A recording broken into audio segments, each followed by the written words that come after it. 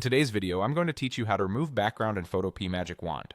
We'll keep this quick, clear, and practical. By the end, you'll be able to take a photo with a plain or mostly uniform background and cut it out cleanly so you can place the subject onto anything you like. Start by opening your image in Photopea. You can visit the site and drag your file straight into the workspace, or use File and Open if you prefer. Images with good contrast between the subject and the background work best. Once it's open, zoom in a little so you can see the edges clearly. This helps you judge how precise your selection is going to be. Next, choose the Magic Wand tool. You'll find it in the toolbar on the left, and the shortcut is W on your keyboard. The Magic Wand selects pixels based on color similarity, which makes it perfect for backgrounds that are solid or have gentle gradients. Before you click, glance at the options along the top. Tolerance controls how broad the color match is. Lower values grab fewer shades, higher values grab more.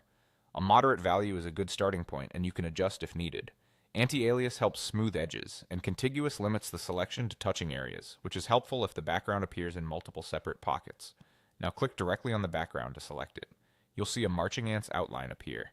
If the selection doesn't cover all the background, hold Shift and click additional spots to add to the selection. If it spills onto your subject, hold Alt or Option and click to subtract. Don't worry about getting it perfect on the first try. Small tweaks to tolerance followed by another click can make a big difference, especially around fine details like hair or soft edges.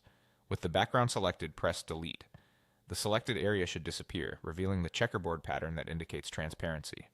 If you still see bits of background clinging to the edges, add those areas to your selection and press Delete again. Take a moment to scan the edges at 100% zoom so you can catch any leftover pixels. When you're happy with the result, deselect by pressing Ctrl+D. This clears the selection outline so you can evaluate the cutout cleanly.